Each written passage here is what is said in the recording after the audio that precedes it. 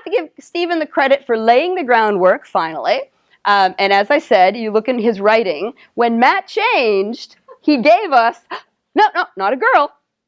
I'm still not ginger, right? So I have a little ginger joke there, which is fun. Made everyone think they were going to pick, oh my gosh, I nearly forgot his name. Ron Weasley.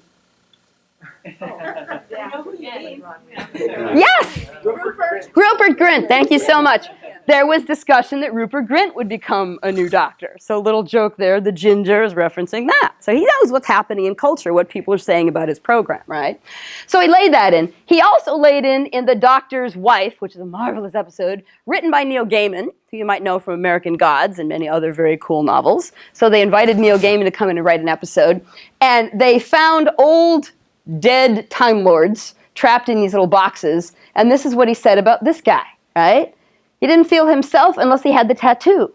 Or herself, a couple of times. Oh, she was a bad girl.